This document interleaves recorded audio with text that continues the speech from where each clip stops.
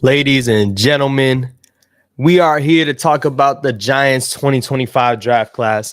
Lighting's a little different right now. Listen, we don't have the bright light to come this way, but honestly, it's a little vibe. It's a little vibe we got going on, man. We are here on this Tuesday, 2 p.m. live stream. We're here to recap what I think is Joe Shane's best draft class.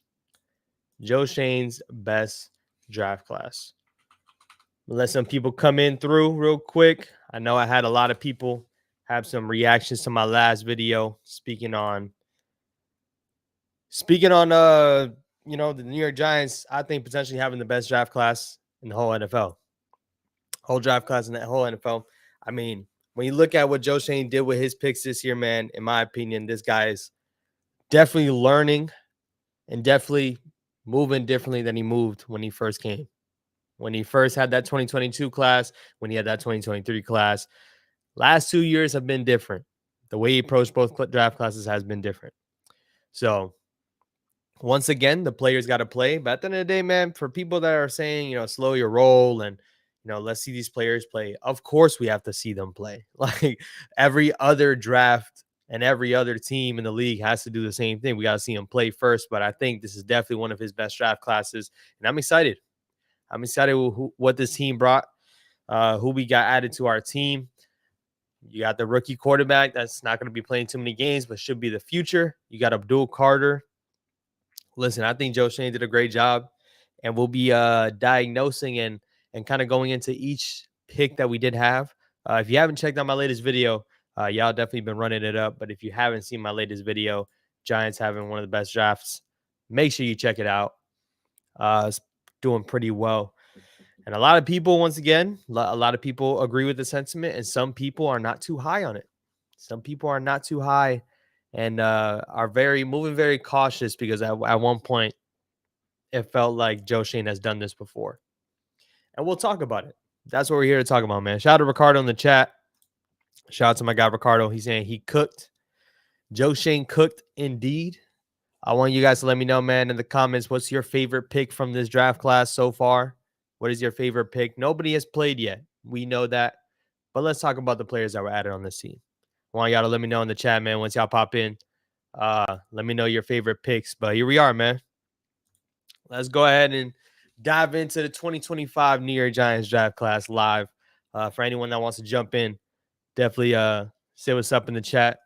Maybe we can get a couple reactions going on and maybe get some live in-person reactions. So, first and foremost, man, number 3 overall pick. You know who I wanted to roll with. It had to be Abdul Carter, and I'm glad he chose Abdul Carter. Let's talk about why he chose Abdul Carter and what was the chance that he wasn't. Think about the pressure that Joe Shane was facing with being on this roster once again. You need a quarterback. We need a quarterback. We're missing a quarterback. You sign Jameis Winston. You sign Russell Wilson. But at the end of the day, you don't have a future quarterback. Your owner is clamoring to find a franchise quarterback. You have all that pressure on. Shedeur Sanders, one of the biggest prospects, biggest topics entering the draft. He opts to go Abdul Carter instead of Shedeur Sanders, and I'm glad he did. There was a chance that he could have just really took a quarterback that was there at 3, faced the pressure that he had, and said, hey, we need a quarterback. Let's add one at number 3.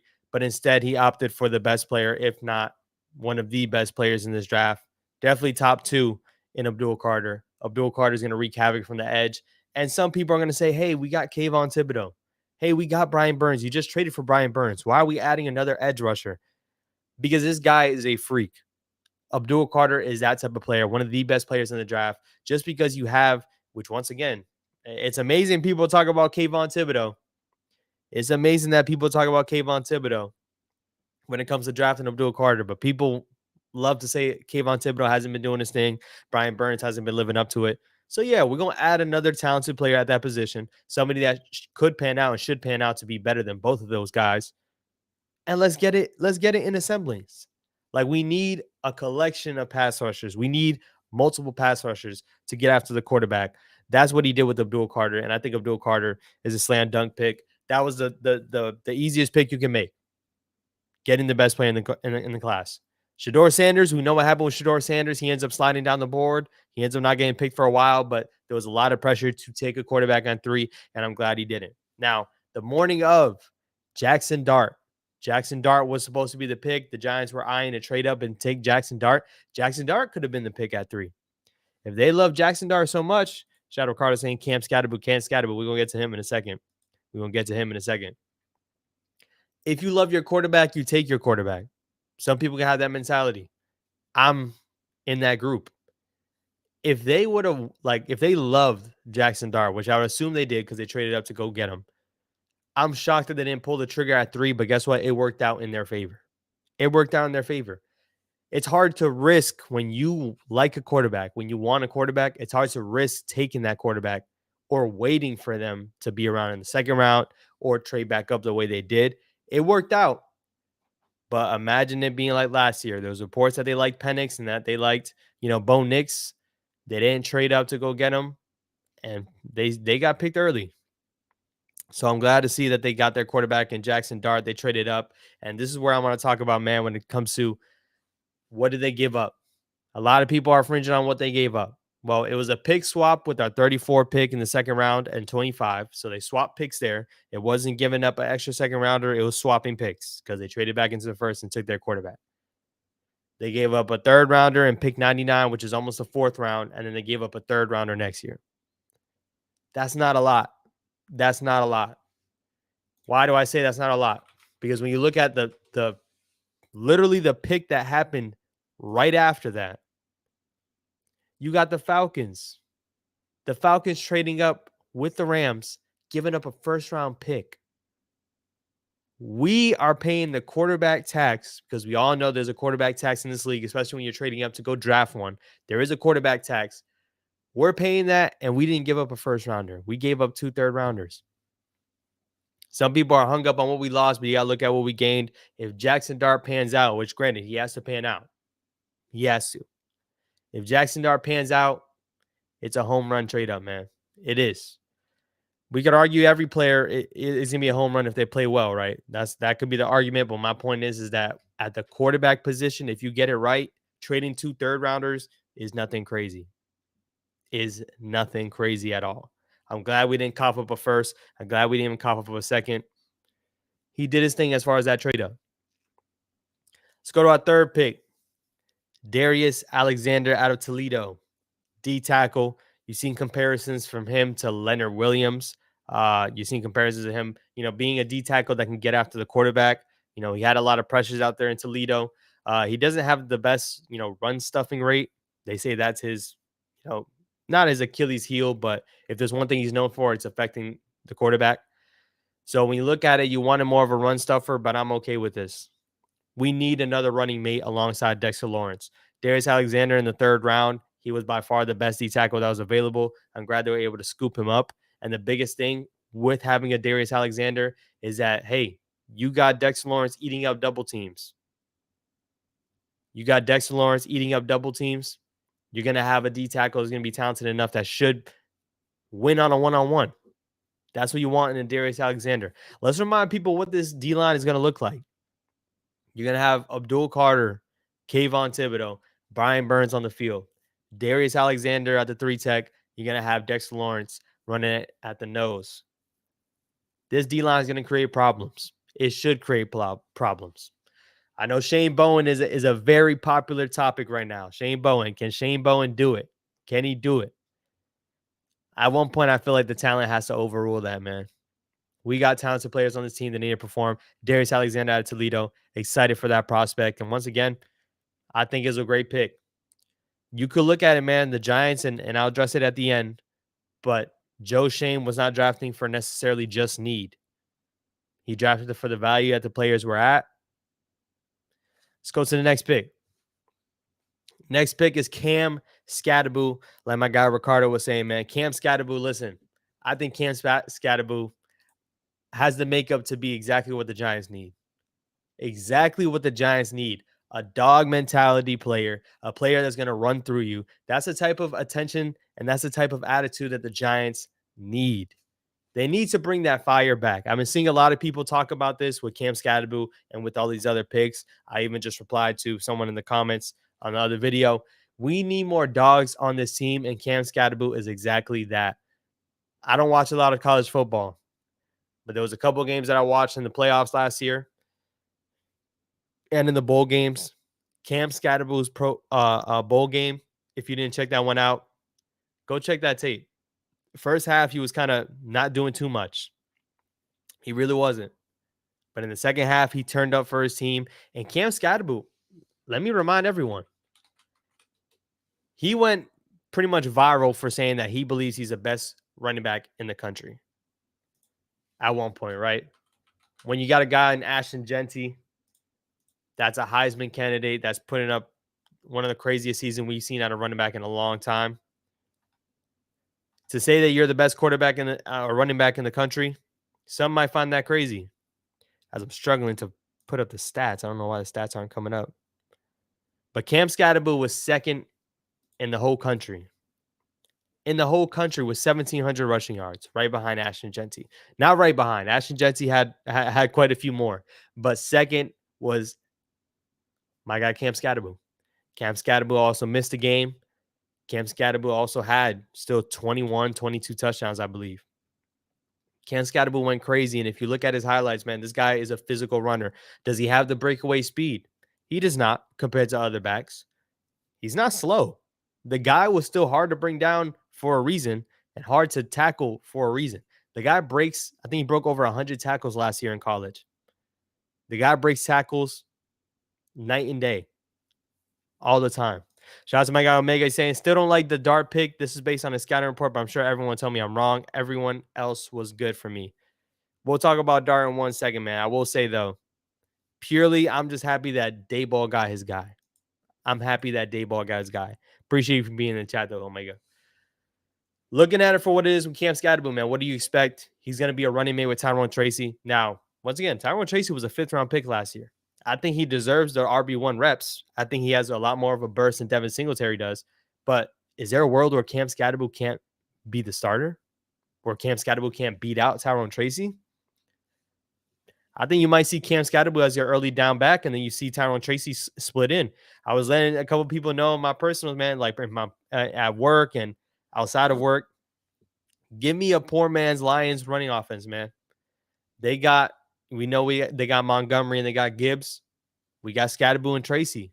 We got lightning and thunder, man. We got the physical runner, and we got the guy that should be able to, break off a couple runs. Tyrone Tracy had a good year last year, and I think pairing him up with Cam Scadaboo is slam dunk, especially in the 4th round.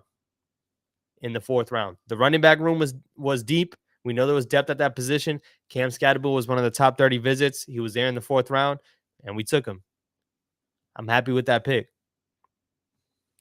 Let's talk about Marcus Bowe, taken with our 5th round pick.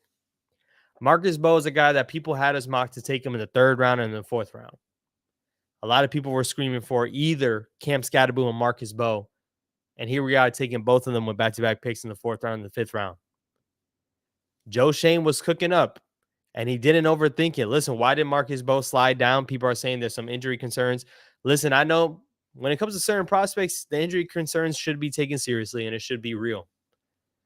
But how many players you know that slid down the boards because of injury concerns and injury history and ended up panning out? If you want to look at a Giants player, Azeez Ojulari. I know he's not on the team anymore, but Azeez Ojulari, once upon a time, was supposed to be our 1st round pick. We took him in the 2nd or 3rd round because of injury concerns. Granted, I mean, maybe it's the wrong guy to bring up. He has had injury concerns, but not for what you think it is. During the draft, it was about his knee. The guy has a ton of soft tissue issues, but people thought his knees wouldn't last. And granted, I think he's going to go out to the Eagles and probably play well. Hopefully he's not against us. Look past it. I think Tyler Linderbaum or who's a center on the Chiefs? I remember in that draft class, man. I wanted him so bad. And he was sliding down because of injury concerns. Nobody wanted to take him. Creed Humphrey. He got taken in the 2nd round, but guys were thinking he should have been a 1st round pick. Creed Humphrey is a Pro Bowler for the Chiefs. There's so many instances where there is some injury concerns, but you take a flyer on a guy and you see how they pan out, and sometimes they do. I think you can see that out of Marcus Bowe. Now, he's not going to slide into the starting lineup right away. I think you give him a year to develop behind our guys, also learn, you know, obviously what it is to be a pro tackle or a pro guard in this league. He's going to be at both positions. He's going to be flexible enough to potentially play guard or tackle. And you like that flexibility. You like the ability to have a guy that can play on multiple spots. Hopefully, he's featured exclusively at one spot because we know Dayball likes to move him around. But overall, Marcus Bowe is a guy that should have been added to this room. I'm glad he was. And we should have more talent on that side. Let's go to our new tight end in the 7th round, Thomas Fidone. I call him Thomas Fidone. I didn't know how we were, speaking on him, but Fidone. Listen, the guy is talented. The talent is there. He just had injuries in college. And obviously that hinged on his, that kind of messed up his production in college at Nebraska. I'm reminding everyone, man, Thomas Fidone, that's what's been going around. He was a better prospect coming out of high school than Brock Purdy. Not Brock Purdy, Brock Bowers. Wrong Brock, guys. My bad. But he was a better prospect coming out of high school than Brock Purdy. Brock Powers. My gosh. Brock Bowers. Not to say that that means anything, because it doesn't. It's not what have you done. It's what have you done for me lately. He didn't pan out at Nebraska overall, but he does have some physical traits. He does have some athletic ability. The guy still has some speed. Overall, I saw someone, I said he wasn't that great of a blocker, and actually he does grade out as a good blocker. For me, it's his frame a bit. He is on the lighter end, and when you're dealing with a guy, imagine you got to take on a Max Crosby. I mean, God, it's not going to be easy for this guy to block. But Joe Schoen loves his tight ends. Added another tight end. Let's see if he makes his way onto the roster. Once again, 7th rounders is not guaranteed. I definitely could see him being on special teams as well. So that's also a piece of it. You wanted more athletes in the building, and that's how you got one of them. Shout out to my guy, Money Mike, in the building, man. Money Mike saying, I just really hope Dart is our starting quarterback. That is major burden we can finally put behind us so we can really focus on back to winning football. Franchise quarterback. I would say the same thing with Dart, man. And I'm going to recap back to Dart after I cover Corey Black. Corey Black, cornerback out of Oklahoma State. Listen, I think in the 7th round, you take swings on guys. You try to see if they can make your roster, but also, too, you want them to impact the team no matter in every way they can. Corey Black, you'll probably see him on special teams, but he did have some solid reps at corner in Oklahoma State. I wouldn't bank on him being a starting corner or being a depth corner at this point. You're going to see him play a lot of special teams, but he does have some talent to him. I think he ran in the 4.4 on the 40s or even a 4.3. I think he had a blazing 40. So Corey Black is an athlete that you're going to see make it onto this team, whether it's through special teams or making an impact to be felt anywhere else. But that's the 7 picks. That's all of our picks right there. It is 7 picks. And I think Joe Schoen, listen, let me dig in on why I think Joe Schoen overall had probably his best draft in general. Shout out to Mark, man, saying Marcus would steal the draft for great value in round 5. And that's what I'm saying. I'm so glad that Joe Schoen did not overthink it. He didn't overthink it.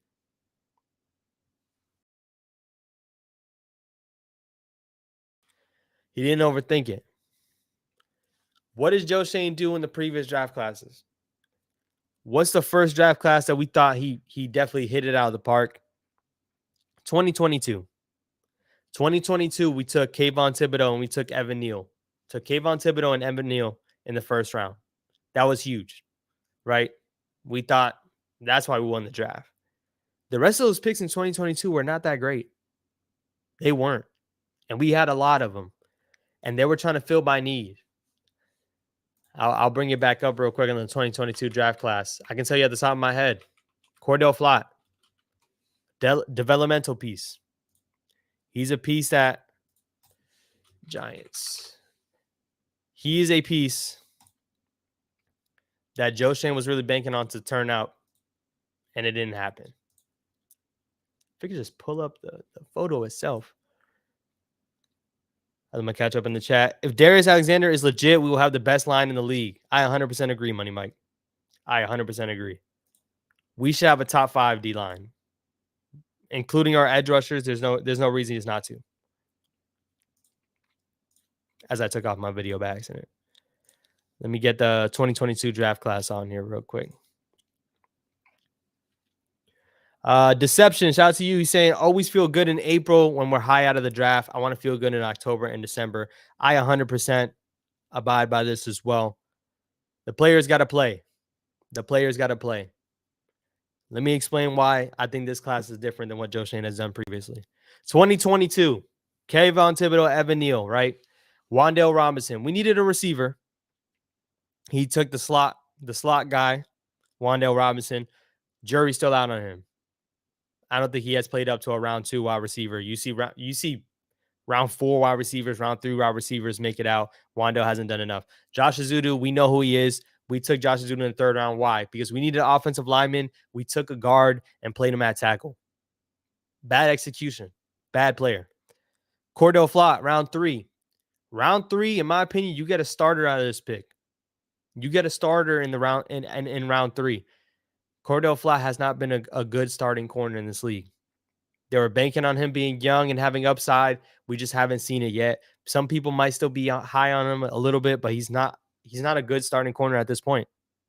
And we're 3 years removed from this draft class. Daniel Bellinger being in the 4th round. Listen, I think based off of the rookie year of Daniel Bellinger, I think it worked out.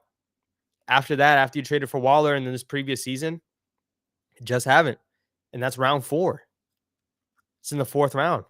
Dane Belton, not a starting safety. He had some production when he's on the field, but he's not a starting safety in this league. Micah McFadden, we know, was a hit in round 5, but then you have DJ Davison. Hasn't seen too much. Marcus McKeithen, off the team. Not even a guy that's playing in round 6. And Darren Beaver is taking in round 6 as well. We know he tore his ACL after a good spring. But this is 2022. These players are not even playing for us anymore. We have, 3 impact players from this? Kayvon Thibodeau, Wan'Dale, and Micah McFadden? The biggest thing was that he was trying to address need and not taking the talented positions. Cordell Flott was a developmental piece and never panned out. DJ Davison was a body. Marcus McKeithen was a body. Josh Azudu, taking in round 3 where you're trying to get a starter, is unplayable. Not saying that this class hasn't played a single snap yet, but I think you can see a difference in philosophy from 2022. Let's dive into 2023 as I boot up the 2023 class.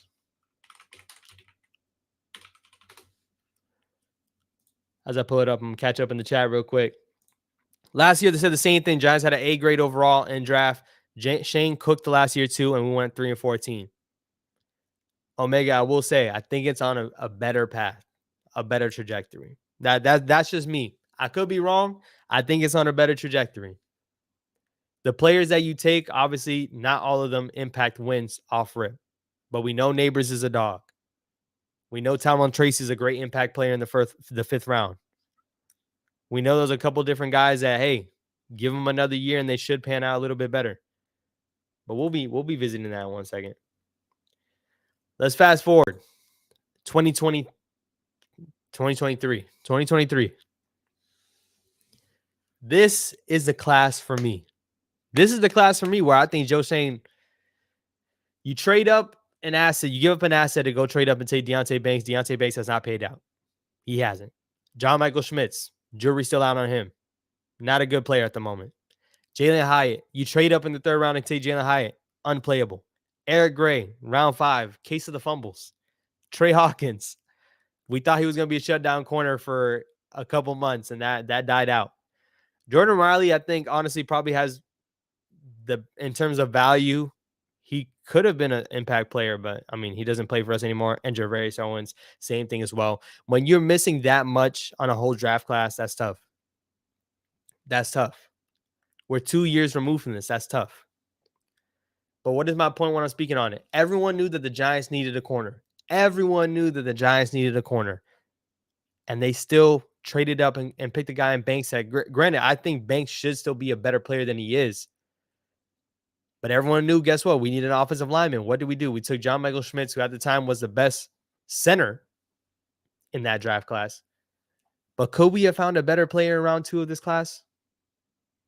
Should we have maybe taken a more talented player? Jalen Hyatt, guess what? We knew we needed a receiver. Remember, Malik Neighbors is not on the team. We knew we needed a receiver. Everyone knew we needed a receiver. What did we do? We shopped hungry. We traded up, took a Jalen Hyatt. He's not even playing for us right now. A lot of it's on the coaching as well, but I'm just saying, I think the philosophy that he approached with these past couple years, with those 2 years compared to the last 2 years, he's been different. He's been different, man. Let's go back and throw up 2025. Let's go back and put up 2025 Giants draft class.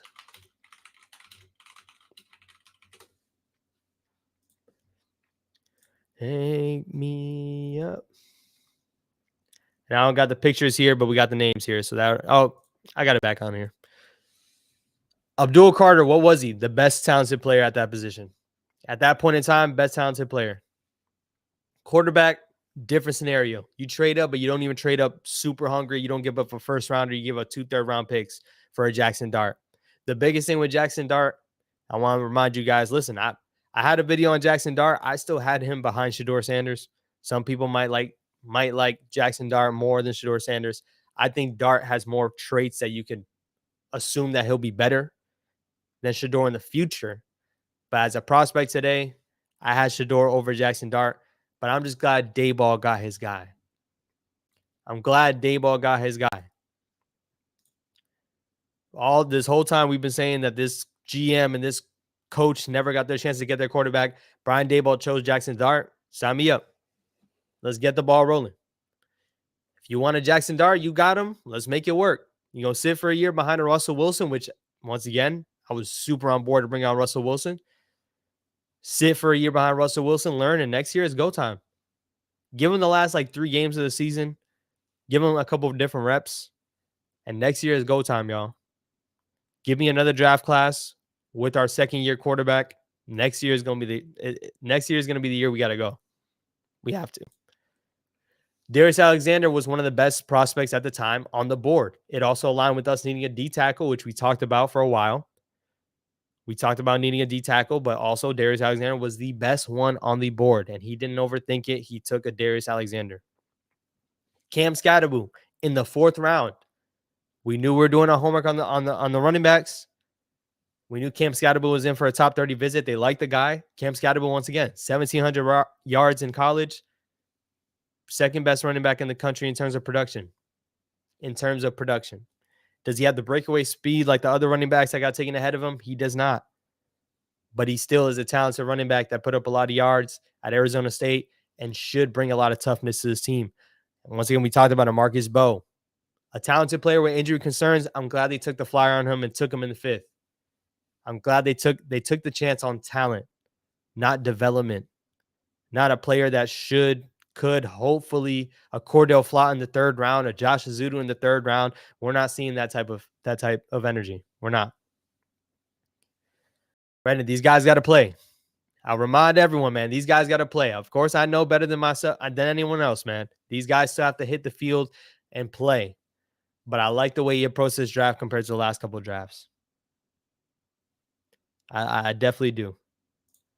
The GM, shout out to you, man. The GM better pick a gem or 2 in the late round / undrafted players. That's how you keep your job. And we still got to touch on our undrafted crop. But that is how you keep your job. Last year, you've seen it with Tyrone Tracy in the 5th round. Getting good value out of a late pick that sometimes players are on special teams and don't really make an impact. Tyrone Tracy in there planning out. Time for action. I'm not listening to words anymore. Benefit of the doubt is out of the window. It is do or die for this front office this year. I would have that energy because I was on the camp that Joe Schoen and Dayball should have been gone. But I'll let you know right now, if they took Jackson Dart and he's not playing the whole first year, I don't know how do or die it is for them. I don't know. Neal is a bust. He was supposed to be a major addition. Yeah, it's one of the worst ones. Kayvon's gonna have a monster year this year with our new additions. Definitely should. I wanted us to get Joey Porter Jr. Yeah, man. That definitely didn't pan out. Deception, always looking forward to your late night videos. Wishing your channel more growth. Deception, I didn't know you got a channel, man. I did not know you have a channel. I'm going to check that out. Was not aware. Dart is a dog. Shout out to Elijah in the chat, man. It's crazy how they came out and said that all the owners told their GMs not to draft Sanders. It's really unfortunate seeing the way it panned out, man. It really is. Schoen is Shane's discernment is questionable. He let go of Barkley, McKinney, and Love, who have been cooking on other teams. Once again, I think he's learning as he's done it. Authentic was on live with me last week. I think last week today, actually. And something that he's saying is that he's learning on the job, and you can tell he's kind of, hey, learning from his mistakes a bit. You lose McKinney, you bring in Javon Holland. You lose Love. I mean, granted, this was supposed to be the McKinney replacement, but Tyler Nubin. This defense should go next year, guys. This defense should go. Words are cheap, and the players need to play, but this team should go next year. Who is someone I'm looking forward to seeing make an impact? It's Abdul Carter. It's Abdul Carter, hands down. Abdul Carter, once again, was my pick at the number 3 overall because he's like the best player in the draft. There's so many times where you think back to what we've done in the past couple of years and we kind of pick for need. I'm signing up for the guy that had the talent to go number 1 overall, and he just didn't because of a quarterback. Travis Hunter, being a unicorn of a player, playing on both sides of the ball, went 2. So we had the best player in the draft fall to us at 3. I'm glad we didn't overthink it. I'm glad we didn't overplay it. They love Dart, but they said, let's take the talented player in Abdul Carter first, and let's hope that we can get our hands on Dart later. I'm just glad we had that approach. Risky. Super risky. I told everyone, hey, I'm more on board of just not taking a quarterback. You already brought in Winston. You already brought in Russell Wilson. Don't take a quarterback and draft players. They love Dart, so I'm going to get behind it. I don't have a lot of faith in Bowen, though. That's the biggest question mark. But listen, I'll repeat it, man. I think at some point, the players got to play. The players got to play. The players have to perform. They got to do their thing. I see Russell shining this season. Listen, I've been saying it for a little while, and I think Omega, you know it best. I've been saying that I think people are kind of undervaluing what Russell Wilson can do for this team with Malik Neighbors this upcoming year. Now, biggest question mark, right? We didn't add a wide receiver in this draft class, which I think we could have, but we did add some through undrafted free agency. We'll see if we're able to get a couple of them on the field. It's going to be, not everyone's going to be able to make it, but we took a familiar foe or a familiar guy with Jackson Dart from Ole Miss. That's true, but look at the players we added, not paying them. We would never have did. JT, what's going on, brother? Appreciate you for tapping in. Money Man saying paying and keeping Barkley doesn't do anything for us, in my opinion. We were not ready to win. He didn't fit our timeline. I don't even want to continue to talk about Barkley. I've seen things going crazy with Barkley right now with Donald Trump. So there's that. But what's another piece or another thing that I'm excited for, right? A lot of people were saying, hey, we don't need Abdul Carter because we have KT and we have Brian Burns. That's what some people were telling me. Can we picture what these next 2 years could look like with all 3 of these guys on the field, or all 3 of these guys playing consistently? Like, you have talented edge rushers, which is a premium position in this league. Look at what happened in the Super Bowl. Look at what happened in terms of us against any other team. Our offensive line has always been cake. Like, right, they've been soft. But when you look at edge rushers and what they cost and how much they bring value to a team, getting after the quarterback, and we could have an arsenal of edge rushers with those 3 guys. Bring it on, and whatever goes on past it, man.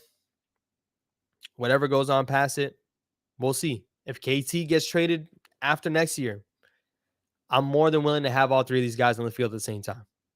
I really am. Shout out to my guy, Jerron. He says Shador is going to end up being a starter for the Browns, even though I don't think they can afford him right now. I will say, questionable approach for the Browns. Super questionable.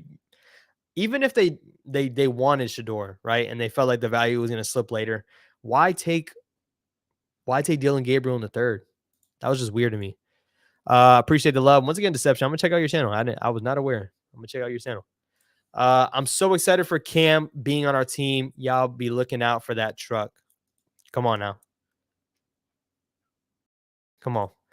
O-line, just be average. Just be average. That's what I could hope for. Once again, man, I think Joe Schoen cooked.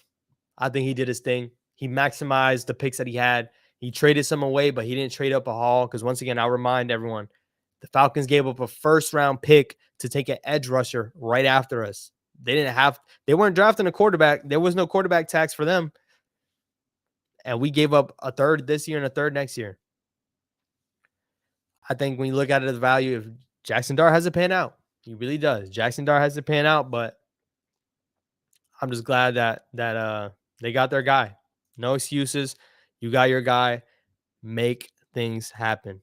Defense might be solidified after this draft. We can focus on the O-line, a strong wide receiver too for 2026. 2026 can make our strong comeback.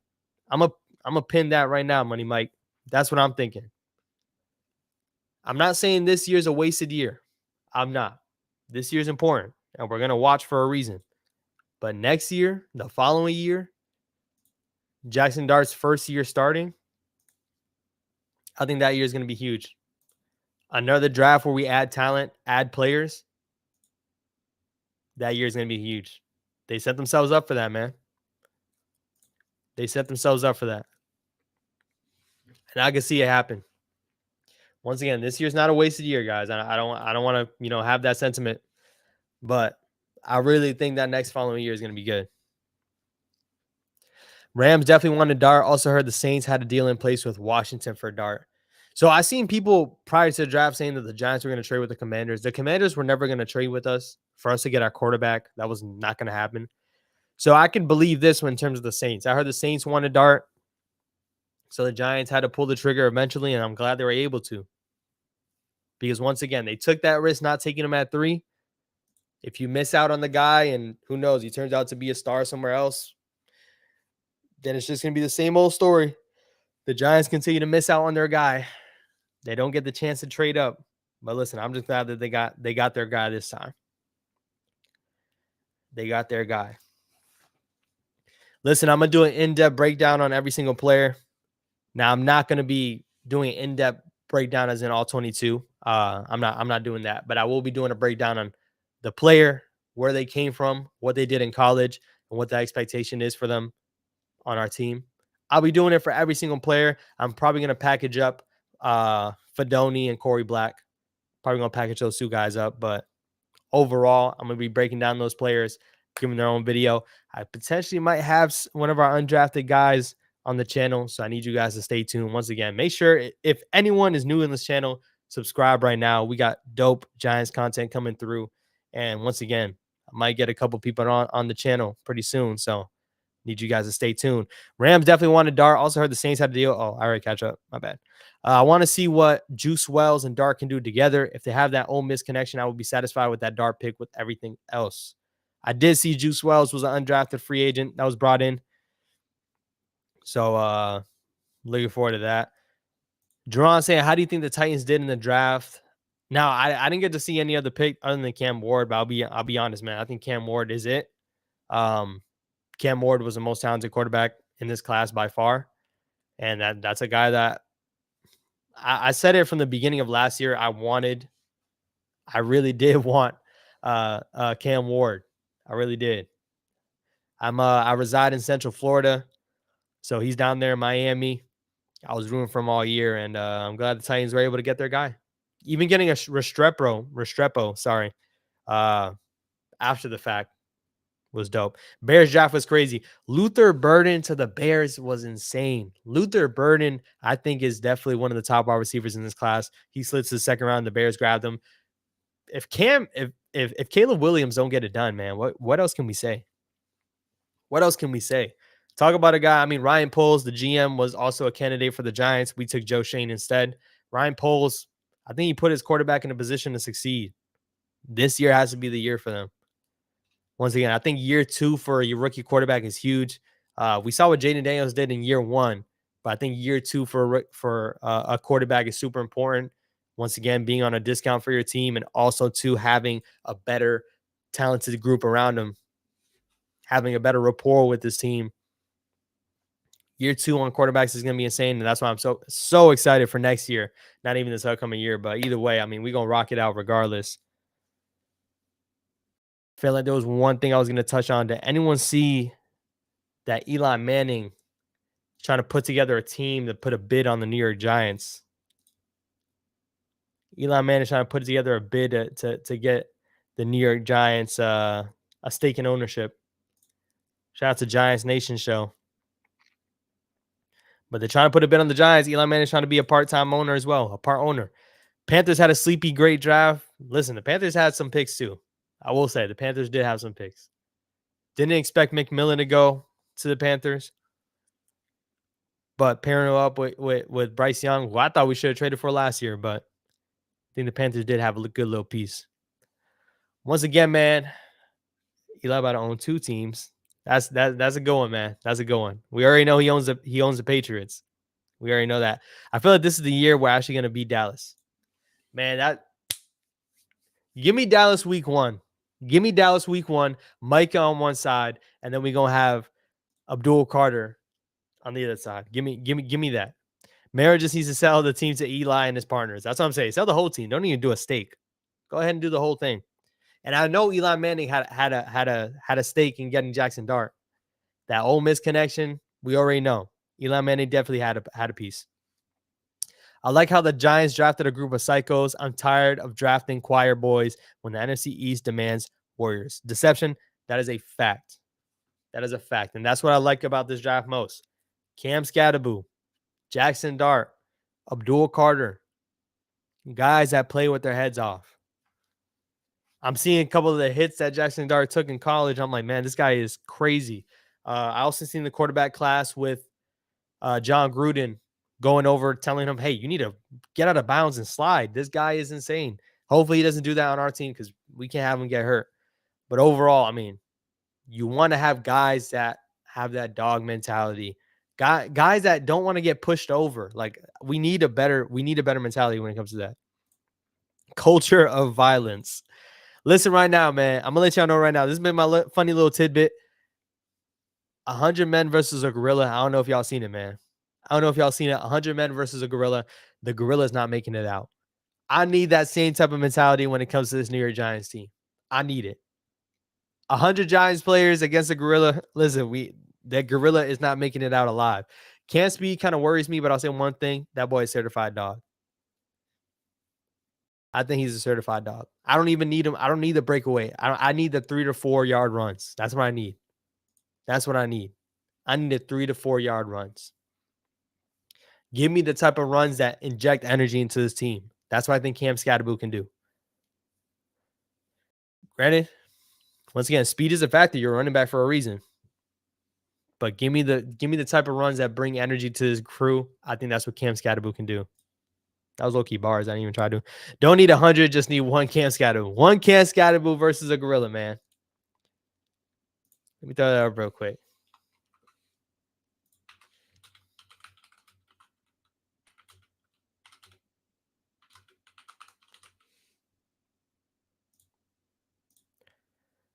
We got it right here, man. One Scat Pack versus a gorilla. Who's making that alive? One Scat Pack versus a gorilla. On a real note, man, I'm telling y'all, 100 men versus a gorilla. The gorilla is not making it out, y'all. The gorilla's not.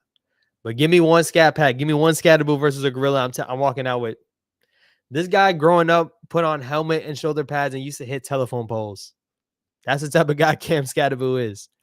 I'm so happy they drafted a quarterback that does not look lost behind the O-line. Hey, he stands in there and lets some balls go. Jackson Dart definitely does that. Why get Winston when you have Wilson, though? Listen, this is a couple weeks late to report to this, but I don't know. But I'm okay with it. The rookie quarterback's going to sit the whole entire time. I'm okay with that, honestly. If not, there was a chance that, hey, if Russell Wilson gets hurt, then you put the rookie quarterback in and then you never get to take him out. Now Jackson Dart's going to sit back there the whole time. And I mean the whole entire time. So I'll take that, man. But just a friendly reminder, one Scat Pack versus one gorilla. We know who's making that alive. Appreciate y'all for tapping in with me once again. Make sure you check out my latest videos if you haven't already. I have more in-depth videos on these players coming soon. Shout out to Joe Schoen. Shout out to the crew. And hopefully Big Blue continues to get back on track. Let's get some dogs on this team, and I think we did in this draft class, man. I appreciate y'all for tapping in. I will catch you guys on the next one.